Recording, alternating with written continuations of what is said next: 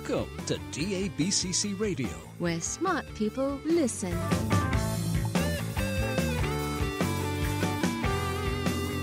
Virtualization and Cloud Talk. Featuring cutting-edge solutions from the hottest companies around the globe.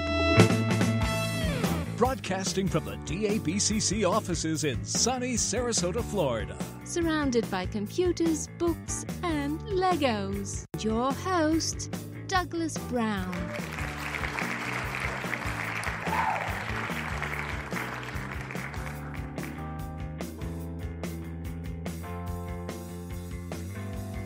Hello, everyone, and welcome to another episode of DABCC Radio. I'm really looking forward to this interview today. We brought on Liquidware and two some of my favorite people in this entire industry, Tyler T.Rex Rohrer and Jason E. Smith. And they call me Douglas, so I can all call them by their full names, including Tyler's nickname. And we're gonna talk a bit about what's new, or a little bit, more than a little bit, about what's new over at Liquidware and the stuff they're doing. And then we're gonna chat a little bit about the changing world and what they're seeing. You know, this is what's interesting. We hear a lot of hype, but you know, what are these guys actually hearing from their customers about what's going on in the real world today? And then we'll basically call it an episode. So sort of short and sweet, although we do talk for a bit. But it's always a lot of fun to chat with these guys. Very lively, and it's great. So we saved for lack of time of actually recording it, we saved the introduction. So I'll do the intros for them. So Tyler T.Rex Rohrer is one of the co-founders over at Liquidware. And he runs there. I think he's on the business alliances side. He does a lot of the back office business stuff. And correct me, Tyler. Well, you can't, but if I'm wrong here. But he's an amazing man, a great personality, and extremely intelligent. If you ever get a chance to chat with him, if we can ever get back together and you see him at a conference, definitely go up to him and chat. It's always a hoot and brilliant beyond compare. And then the next gentleman we have is Jason Smith. I go way back with Jason. I think I met him in 2004. Absolutely phenomenal guy, as smart as a whip, and just a downright great guy. And he runs their, well, he does a bunch of different things. Wears many hats, from marketing to product strategy to a bunch of different things. So, and he's in many ways the face of Liquidware. You'll see him in all the different events and the webinars and the podcasts and what have you. A great speaker and very knowledgeable. So, and a downright great guy. So I like Jason. I like T-Rex. Really great people. It's always a true pleasure to have on the show and to hear, of course, what's new within Liquidware, but also just to chat with the guys and listen to what they have to say. So with no further ado, here's my interview with the folks, the guys, the main people, the visionaries at Liquidware. Yeah. Okay, guys, thanks for doing this with us. This is sort of well, we're going to have some fun here. It's always a little bit fun to it's always way fun to talk to Tyler and Jason. So we'll save on the intros. We want to get we have sort of a hard stop. So most people know these guys. If you don't, definitely look them up. Well, you know what? It's been a while since we've had you on the show. So first and foremost, you know, what's new over at Liquidware? Good intro. Even though we're saving on them. Yeah, I did a good job right saving on them. Yeah. Let's talk about some of the things that we've seen the last few months. So we fully have our ServiceNow integration all hooked up for Stratusphere. So we're feeding metrics directly into user experience metrics directly into anyone that has also ServiceNow in their environment. And as you know, they're a big default go-to. Yeah, so you're implementing ServiceNow. Huge. Wow. The plugin that we've developed is feeding those right in. So when you have someone like working a help desk trouble ticket system over in ServiceNow, they're able to directly look at metrics from Stratusphere and see long login times or short login times or Wi-Fi access data, anything. So where does that stuff go? So if you're in the ServiceNow portal, so to speak, you see that data? Yeah, you see it right in your SaaS ServiceNow app. It's a custom screen. So we have a plugin that's bringing in the data from us, and it's giving you a historical view of UX trending in a lot of ways, whether it's trending up or trending down, and then you can look at specific reports for end users to quickly troubleshoot them and get them on about their way. The interesting thing about this is that because our agent also runs on the Edge OS for IGEL, it gives you metrics for your Edge OS device as well. So this extends anybody that's got ServiceNow, Stratusphere, and IGEL. They're going to get a holistic view of their user experience all the way down to the Edge OS. And does it tell me, does it just show me the graphs, or does it tell me any data like, okay, we think it's this, or, do I have to understand this data that's given me, or? No, so good question. Most of our accounts, what they would want is something that's specific to them. And then a lot of times that may be, what is the UX trending score for this user over the last, couple of weeks? They just called the help desk, but is it indeed in the last day headed in a negative trend? And then you can also have specific reports that may give you indicators as to why, whether it was a network issue, maybe it, even all the way down to, as I said, the endpoint, their own Wi-Fi access point at home. Since a lot of people are working from home, they'll be able to see this trending data and find root cause analysis of why they're having a negative user experience trend.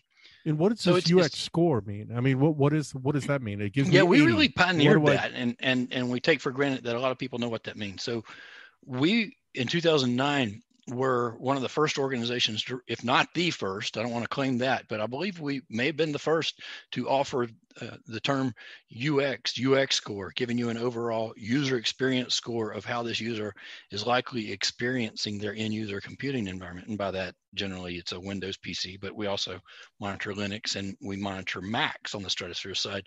So this UX score is a composite score of all the things that matter to that user, not only the local performance of that machine, but if they also have a session in Citrix or Amazon Workspaces or something like that, it gives you a composite user experience score of getting to that desktop in the cloud, for instance, and all the things in between.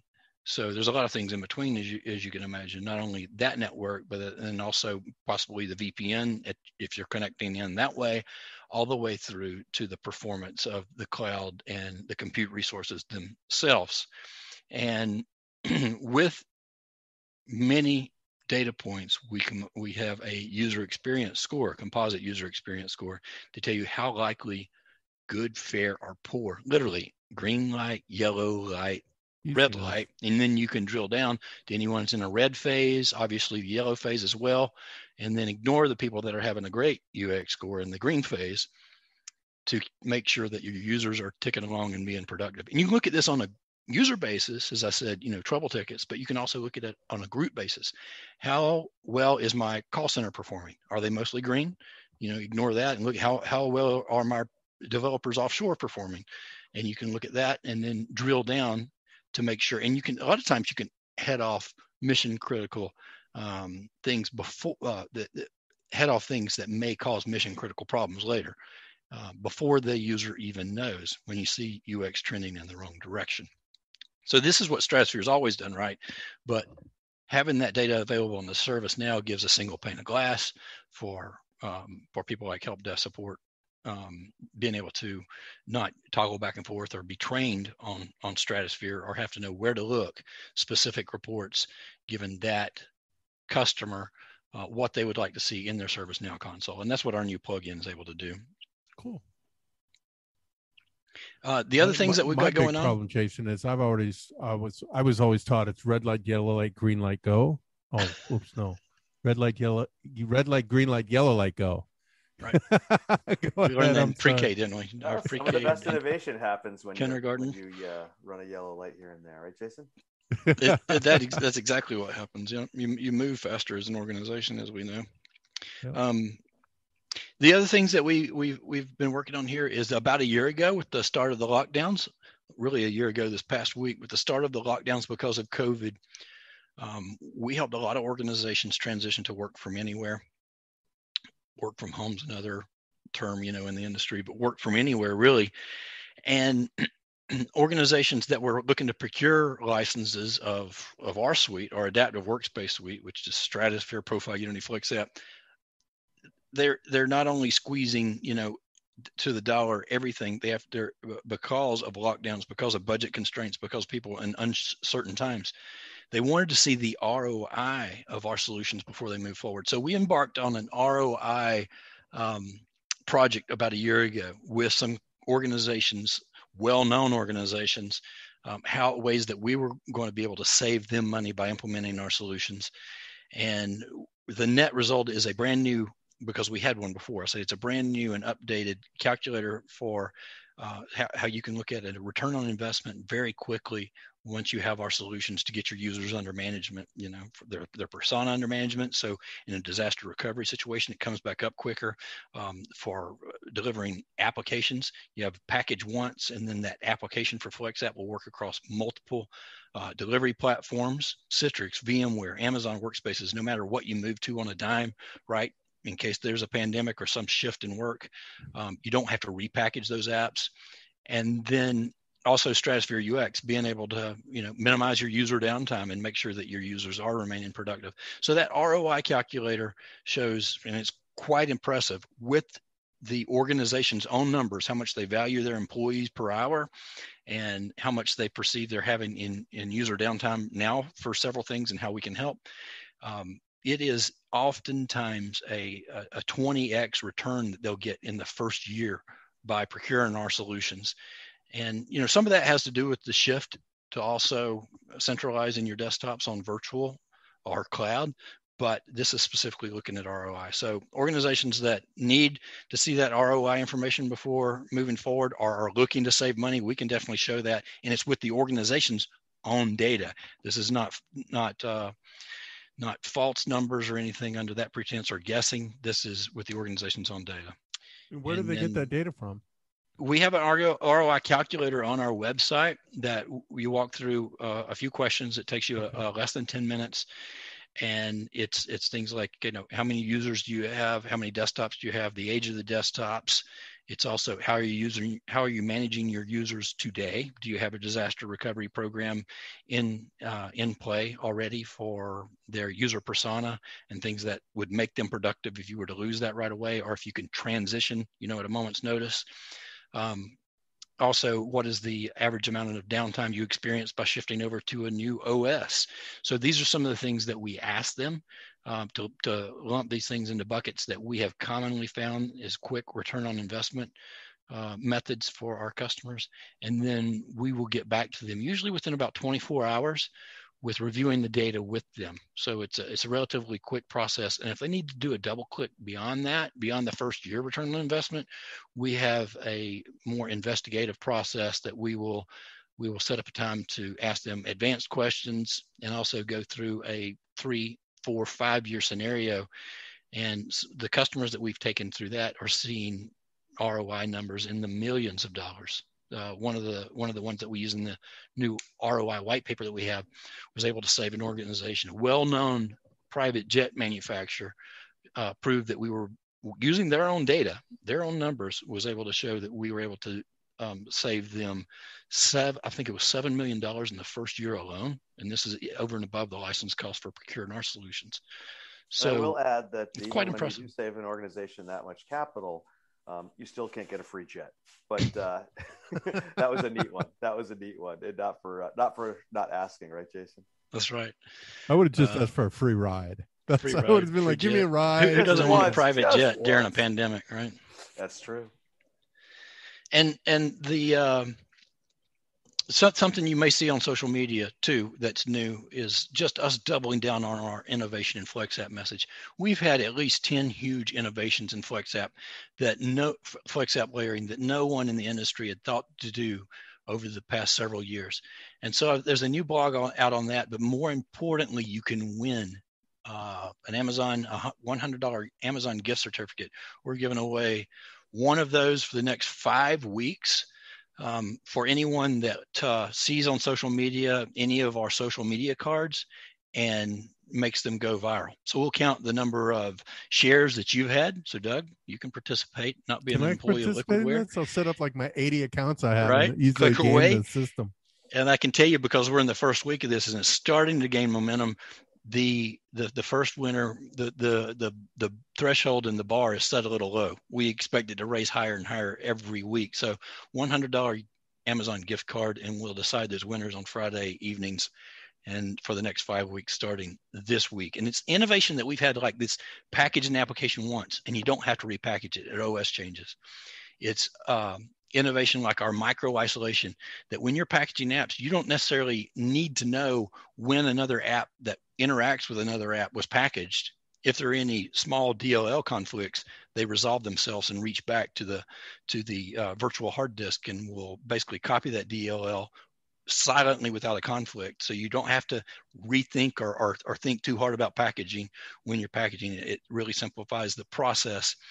And the way that we package applications so fast, they're really not packaged. You're installing them to a VHD is what you're doing. And so it's lightning fast. Innovations like that are featured in the campaign and the social media cards. And so it's something we're excited about, just spreading the word about all the hard work that we've done over the years and the leadership position we're in there. You know, What Matrix is a independent authority on ranking solutions. I don't even think they monetize that site, but it's run by a bunch of guys that know industry solutions very well. Like they know the layering industry, or they know Edge OS type systems, and they will rank these systems. And they ranked us head and shoulders above the other two layering solutions in the market, App Volumes from VMware and Citrix App Layering. And we're number one. We've been rated number one in there for the last 3 years, and we're proud of that position. And a lot of that's based on that innovation. That's great. So this is on social then? Is that where they go? Twitter, or LinkedIn, or Facebook. You'll see our social cards on there. You know, that's a fancy way of saying a post from us with a little graphic that may say, you know, a little known fact about FlexApp, that you only have to package applications one time. So it's social media cards that remind people about the innovation. So retweet one of those if it's Twitter, right? You get about, right now, the bar would be set at about, I think it's 9 or 10. You got about 9 or 10 retweets for that alone. You'd be in the running this week for the Amazon gift card already. As we go along, I believe those will be higher. So the idea is to make that go viral, just to raise the awareness of our leadership in that market. That's awesome stuff. And I heard one time Steve Jobs say that Apple was a ship that leaked from the top, Douglas. And so, you know, Jason and I have always thought of you as one of the truly massive minds, you know, in the industry, a true thought leader. And so I thought I'd share a little bit of what we're working on behind the curtains. Maybe I would love it. I would love it. And I didn't know Steve said that, but I know Gil Amelio said, my job is to steer this sinking ship in the right direction. Well, the good news is we're very far from a sinking ship. And I think the good news is, if anything, I would say a rising tide carries all ships. And we just happen to be a supercharged speedboat on top of all of that. But I digress. But you know, it was so much fun listening to Jason talk about, you know, some of the both tactical innovations that we have, some of the new releases, how they're enabling the ecosystem, you know, playing well with edge operating systems and, you know, cloud services like I think we're going to talk about Azure here in a second. But about 2 years ago, we challenged ourselves to reimagine what the visibility and diagnostics, you know, market and landscape might look like. You know, if you could invent anything, what would you invent? Again, this is 2 years ago. So we kind of asked ourselves an interesting question 2 years ago. What if this VDI, this virtual desktop, this cloud workspace actually does take off? What if everyone is separated from IT in the future? I mean, what if we don't go to offices? It was an interesting question 2 years ago, huh, Douglas? Well, fair enough. We had some developers that put some careful thought and diligent time and effort into solving this. And, you know, what I can share with you today, while I can't give you the full details, is we are on a very interesting event horizon here at Liquidware, where we will be introducing in a beta inside of a month here, a new platform that is purpose-built, specific instrumentality to anticipate and solve the challenge of billions of people working miles and miles away from their IT staff. And so you suddenly, what would you do? What would you need done? And it was kind of, you know, a lot of folks didn't hear our intro, but, you know, we're joking around about the technical challenges that we all still have, although we work in and around, you know, enterprise IT. Sometimes getting a microphone or Bluetooth to work, you know, can be a challenge. It can be a game stopper. So what we're going to be introducing to the market is a cloud native platform that really dives straight into the, you know, what I would call remote administration, help desk, monitoring, and management business. And we're super excited about it. And we'd love to talk to you about it more down the line. It's going to be called I wanted that. I bring that up because last time we did a podcast, last time we talked, you had mentioned this, you had teased it. And then, I don't know, I talked to Jason, I don't know, it seems like a month ago, but it's probably 6 months ago. We lost sense of time in the past year. But, and I asked him, he said, we're still working on it. So it's going to be in beta soon. And is this a closed beta? Is this if somebody's out there really wants to learn more about what you're doing, can they contact you and get in this beta? How does this work? Is it NDA beta, Great questions, all of the above. So, anytime you hop on the air and say, have a solution that 1 billion people might like, you probably have to put some guardrails and structure around the incoming indications of interest. And so, great way to ask it. But in the beginning, it will be reserved for existing Liquidware, customers and folks that we have active projects that we're working on, as well as to our alliance partners. And so what we're hoping to do is, by and through our participation in IGEL Ready, is also extend the beta to organizations that are additionally interested in taking a look at, what would a solution like this do to their organizations? Are you challenged either tactically with having to have sent a bunch of people away from the primary campus location, or strategically, are you thinking about what a new normal might look like? Actually embracing more and more of these cloud or remote, technologies. And it really is fun to listen to you and Jason talk about some of the solutions there in that first segment, because you realize it takes them all to deliver that productive workspace. It takes all of us in this ecosystem, to deliver that user experience. I was joking, I wrote, create content, consume content. I'm a basic guy. And so I think about, those two things is really all we do. I mean, obviously, in different degrees.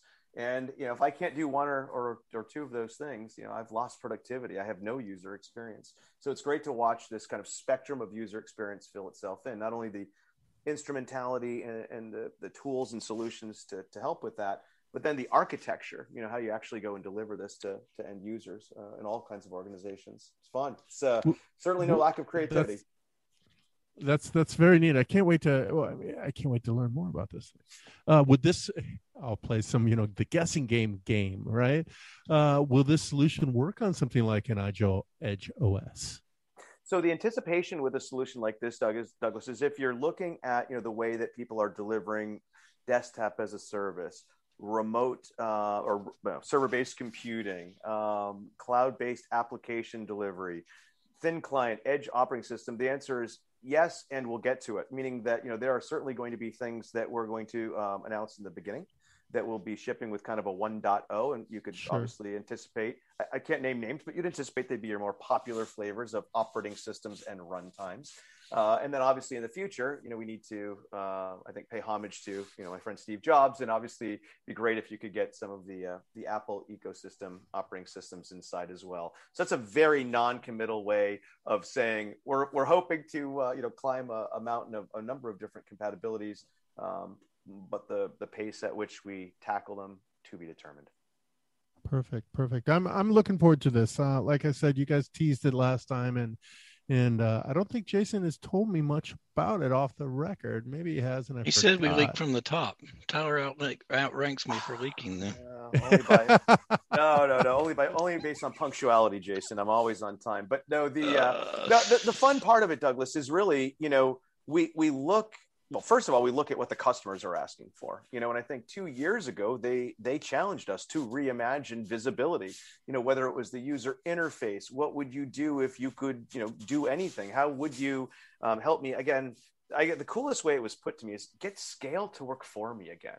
And we said, well, what do you mean? Well, I have all this technology. I can buy it cheaply and I can provision it out to users. It's super easy, but I've just made scale work against me. I've just spent a lot of money and put stuff out there.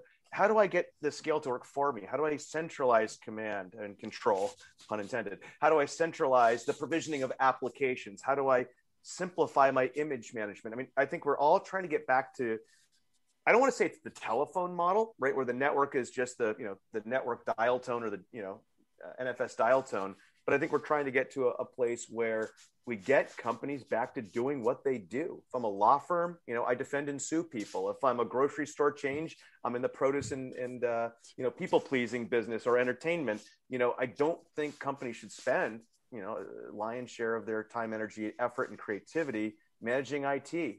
There's plenty of us nerds that are happy to do that with and for them. Yeah. No, I get it. Anything else with Liquidware before I have a couple other questions I'd like to ask you guys and get your opinions on. Fire away. Well, one thing new is we evolved our relationship with Microsoft. As you know, we were, and you guys, that's were right. We partners must talk in that about WVD. Azure. Yeah. The WVD program, that we've both been, IGEL and Liquidware have been partners in now going back for a couple of years and more, even when it was codenamed RDMI. We've shifted that over to their Azure Migrate program, which we were under something that was more exclusive called a Lighthouse program, their key accounts. But the Azure Migrate program really broadens out customers that may be kicking the tires of WVD.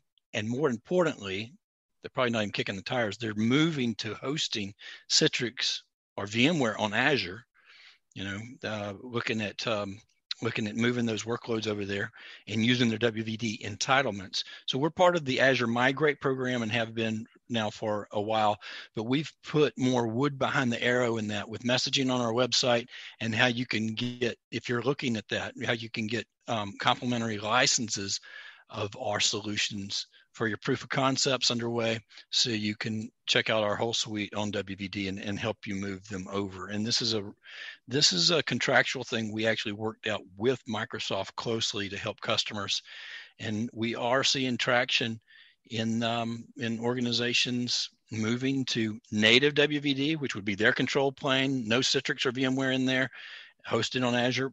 But even more so, we're seeing those that are moving over, and Microsoft treats those equal to Citrix and VMware workloads over there. So that's the other thing that is evolved and new for us is the Azure Migrate program. Our relationship did look at our layering, but we've seen the assessment phase being really where we're being pulled into. So that is really our logical fit with most accounts, helping them assess their users and desktops for moving users over to WVD, and being able to use beyond that the user experience portion of Stratusphere. So we're really looking at and making recommendations. First do the assessment, and that tells you where we see that transition to WVD.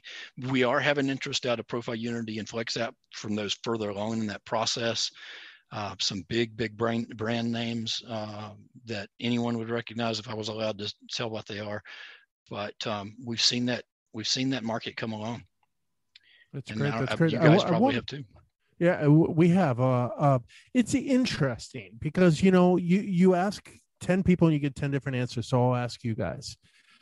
And where do you see, or what kind of adoption are you seeing around cloud services like Amazon? You guys work with both Amazon and WVD, Microsoft, right? So what do you see in there? What's really happening in the real world? Jason, I'll jump in because I think it's very similar to the early days of what you and I, or we all saw in VDI adoption, Douglas, which is, it sounds like a great idea. The PowerPoints look phenomenal. It all makes sense. How do you start?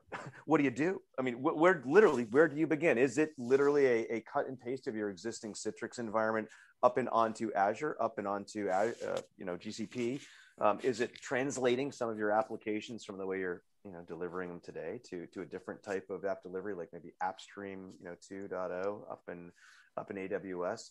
All great questions. I mean, you hit on it, I think, in the earlier segment, which is a lot of folks flinched, myself included, and we went out and bought some laptops to try to rapidly triage a bunch of users, right? The folks that you're like, well, I'm not sure if a cloud app or a cloud desktop is right for them. Give them a laptop. What we're now seeing, and Jason Smith, please correct me if I'm wrong, but we're starting to see the tactical give way to the strategic, meaning, okay, that was either a bad idea or we can do better. What if I reimagine the simplicity of the Edge operating system? What if I reimagined, the simplicity of my image strategy? What if I actually did leverage cloud for one or part of the delivery? Maybe it's an app to begin with, Douglas. Maybe it's the whole darn desktop. Maybe it's you're just backing up your profile.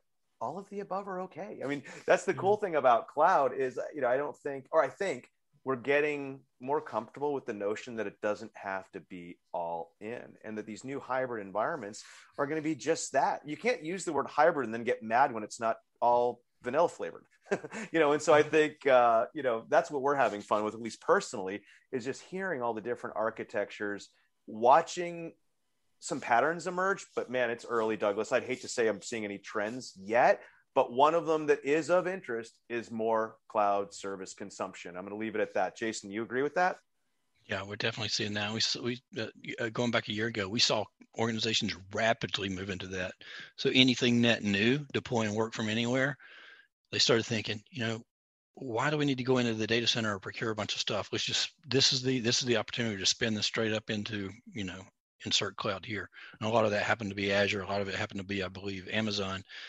And was that due to COVID then, or was that prior to COVID? I think that. COVID definitely forced it, because we couldn't go to the data centers. It was like, okay, we can spin up some virtual machines. So my next question, I did really want to get to this question because I hate talking about COVID, but at the end of the day, when you have a conversation with someone in today's world, you talk about COVID. So it's the biggest. In fact, my wife is always like, I don't want to go out and see someone. All we do is talk about COVID. But has the industry? So my question is sort of, has the industry recovered from COVID? Are we getting back to normal yet?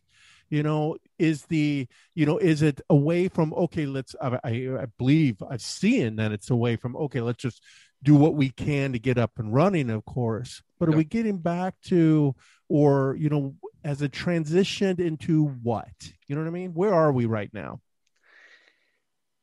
I think that Tyler is probably the best one to address that first, and then I'll go. Well, I was going to dive right into the center and say there's kind of two ways I would answer it, I guess, Douglas. The first way is, how's the industry doing? And I think, speaking as a member of the industry, as a member of the industry alliances, I can't think of an industry that's been more fortunate. We got very lucky. And it's luck, in watching this whole thing play itself out. I mean, we are literally in the work from anywhere, work from home, remote, delivery of whatever it is you need to do your job business. And that's a great place to be. On the flip side, I miss you guys and girls. I miss not seeing people at trade shows. I miss not seeing customers come up and say, what's a Liquidware? And how do I get one? I'm thinking about doing this, that, or the other thing, and having a really interesting, deep technical conversation. The whole spectrum is missed. Jason, would you answer it in kind of the similar way that, obviously there's benefit to the industry because of the nature of the work we do?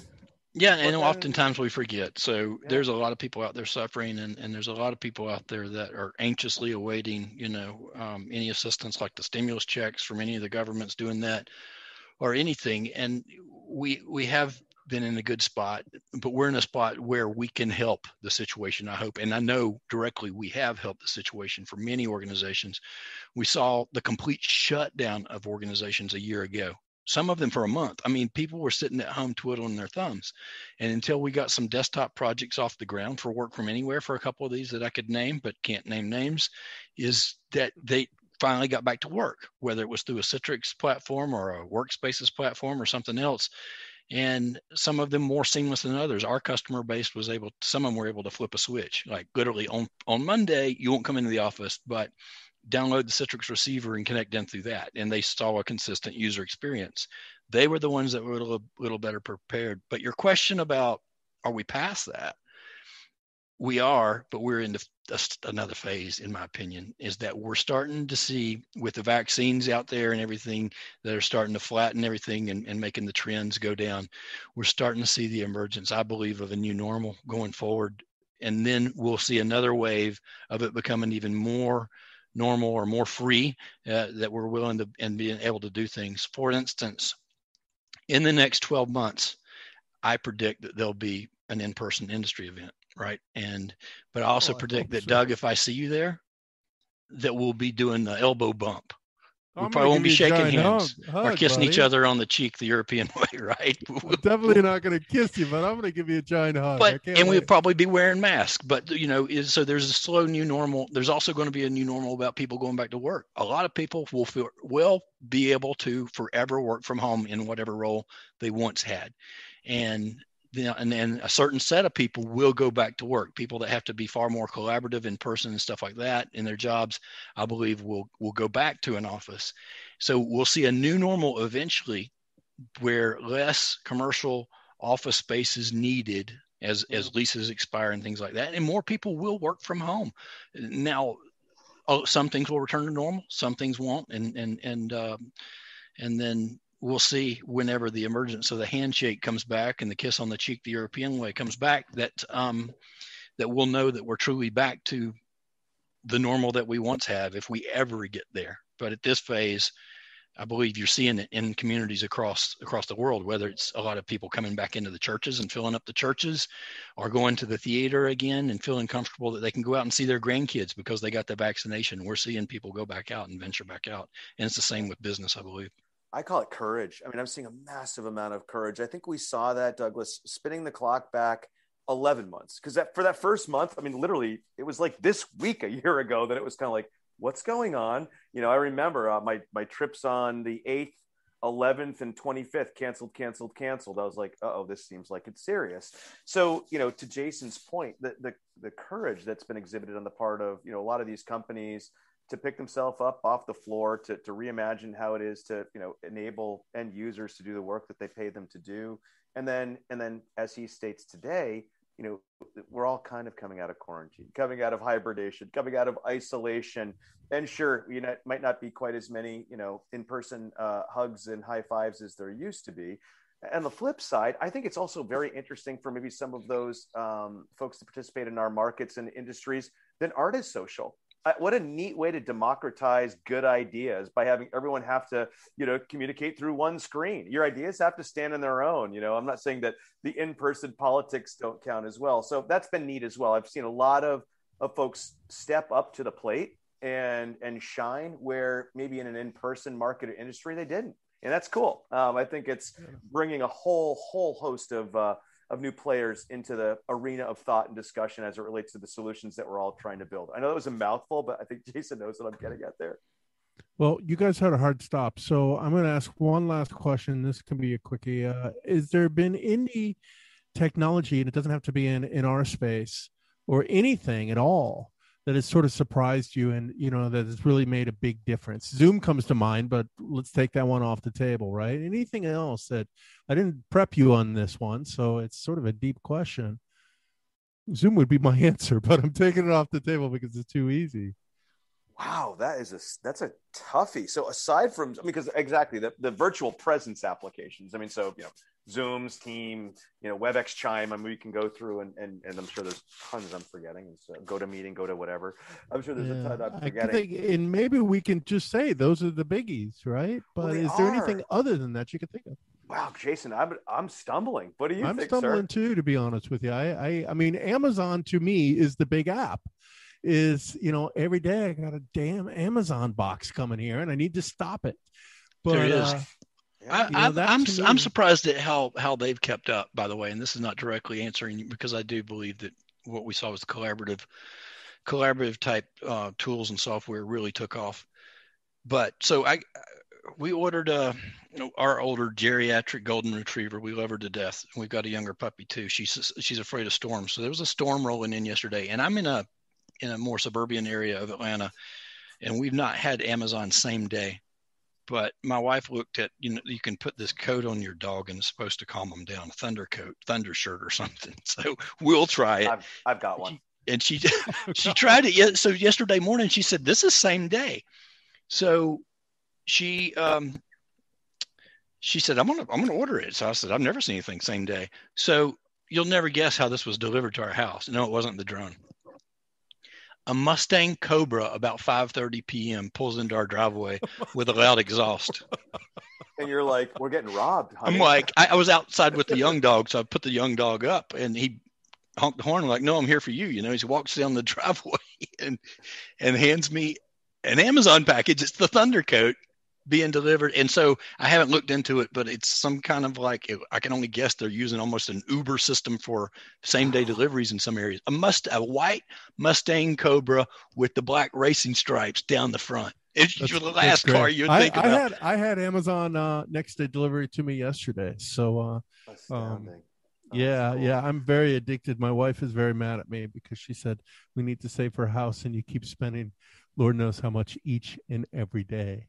So yeah, but you guys, it's fun listening to you talk because we're I mean, I'm in the same boat, which is, you had to find a way to try to, live as normal of an existence as you could, without being able to walk out your front door, let anyone walk in or out it as well. So yeah, boy, I'm going to really stew on this one, Douglas. What a great question. What other apps either did I use or what do I wish I had? I think there'll be any good business startups or product ideas that emerge out of this. I do.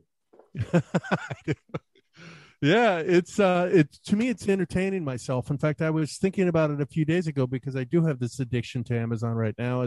Is how can I get off of this? And I was thinking, when I go back out, will I stop buying things? And there was a thought I had, because I just keep buying stuff. And nowadays I'm buying records. So, but will I stop because I'm out and about? And I'm hoping I will, because it's truly. Otherwise, I need to go to shopaholics. I think you're not. I don't think you're alone in that, Douglas. I think if you were to poll every one of us, we all probably had, a few new hobbies or shopping carts that we filled up from time to time to just, kind of still be part of it all. And so whether it's music, you were telling me about your new, not your new, but your refound love and what's some of those weird things that surprised me too outside of technology was bicycles. You go into Walmart, and I think that they're finally stocked back up, but there was no bicycles last summer available. And really? Thank God, kids were out riding bikes in the streets like all of us did when we were kids. And we had some older bikes. I was like, now's the time to sell them. Our kids have gotten bigger, I put them on Facebook Marketplace, and within 30 minutes, both of them had sold. Bicycles. Like, wow, are we going back analog? Like, can I pay you on Venmo? And so bicycles and paint.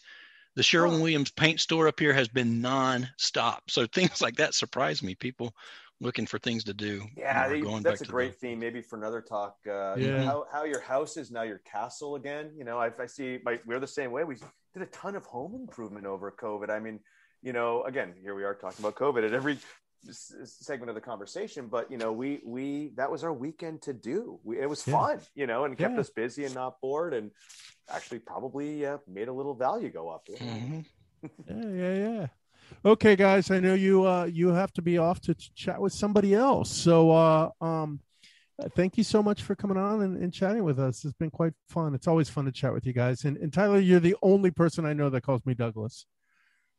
I'm very. We'll keep it that way. We'll keep it that way. Sometimes the Europeans call me. Yeah, please don't stop. If I get in trouble, I want to be ahead of the game. If I get in trouble, I just want to be one step ahead of the game. That's all. I'll leave you on this note. Years ago, sometimes the Europeans will call me Douglas, and so years ago, this is probably 15 years ago, I met this guy, and he's like, "Can I have a business card?" I gave him my business card. He looks at it and he says, "In Citrix, I was still Citrix in those days, and they had printed the business cards for me instead of us ordering them, and they came Doug Brown." And he looks at it and he goes, "Doug Brown, who's this?" I was like, "That's me." He goes, "You're Douglas." I was like, No, Doug, that's short. He goes, "Huh. Well," I was like, "You can call me Doug." And he's like, "Okay, Douglas." He walks I'm away very as European. if I don't understand. Yes, exactly. He had no clue what. I don't. Yeah, I hope the guy's not listening. He'd be like, "Damn you, Doug." Oh, that's okay. The names have been changed to protect the innocent. But no, this has been great. Thank you so much. And Jason, always great to hear your voice. I can't wait to see you in person too. Amigo. When's the last time each one of you guys saw each other? You work for the same company. Have you seen each other in a year? Nope. Feb 22. I think it was Feb 22. We were in Chicago. Yeah. We had a little summit with management. Yep.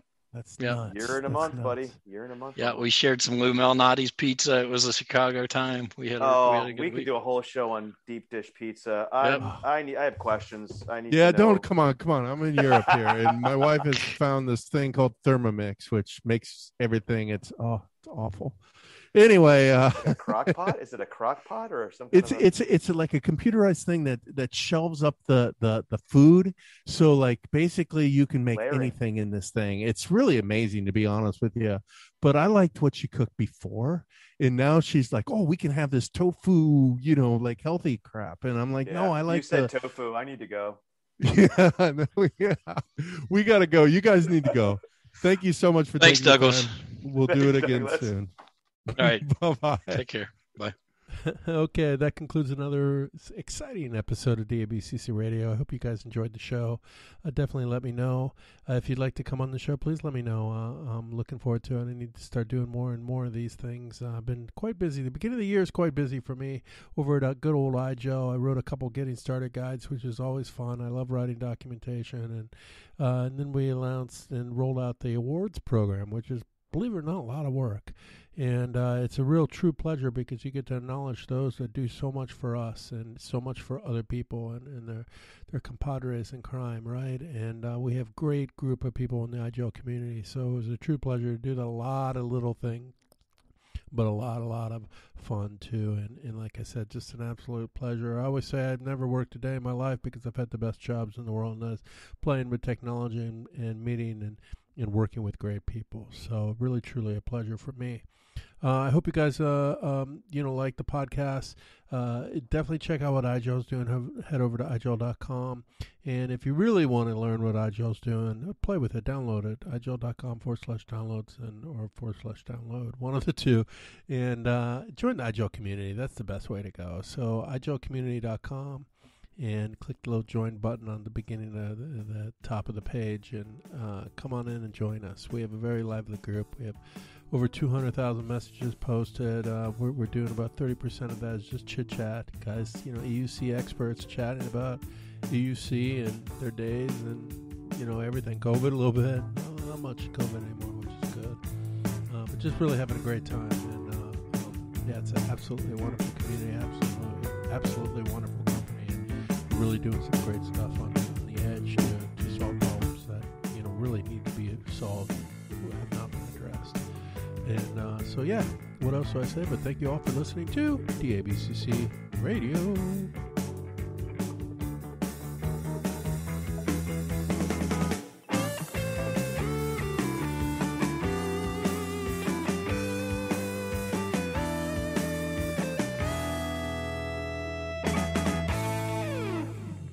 CC? DABCC. Say it again, DABCC. DABCC. Can you say it again, DABCC? DABCC. How about DABCC? DABCC. DABCC. DABCC. DABCC. DABCC.